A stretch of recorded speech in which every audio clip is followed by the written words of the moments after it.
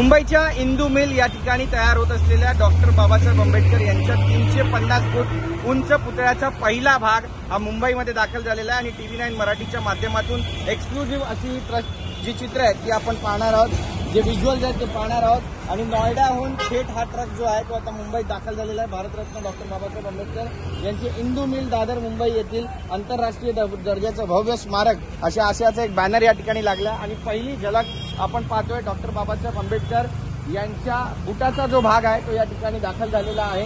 जवळपास 60 फूट लांब इतका लांबीचा हा जो भाग आहे तो आपल्याला या ठिकाणी स्पष्टपणे पाहायला मिळतोय।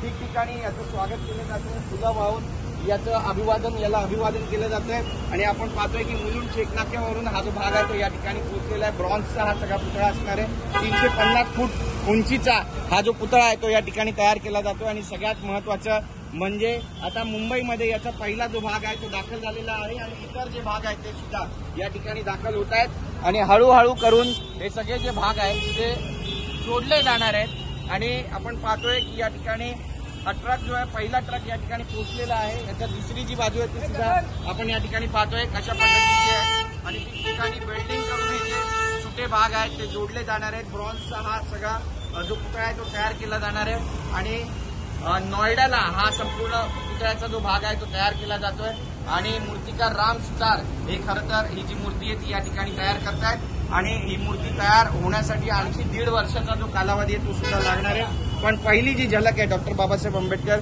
यांच्या पुतळ्याची ती आपण या ठिकाणी पाहतोय। बुटाचा जो भाग आहे तो मुंबईमध्ये दाखल झालेला आहे आणि ठिकठिकाणी त्याचं आता स्वागत केलं जात आहे। बाबासाहेबांच्या या अभिवादनावर पुष्पहार जे आहेत ते सुद्धा अर्पण केले जात आहेत आणि अभिवादन करून आता हा जो ट्रक आहे तो इंदू मिलच्या दिशेनं रवाना होतोय। कॅमेरा पर्सन योगेश गुरवसह गिरीश गायकवाड, TV9 मराठी, मुंबई।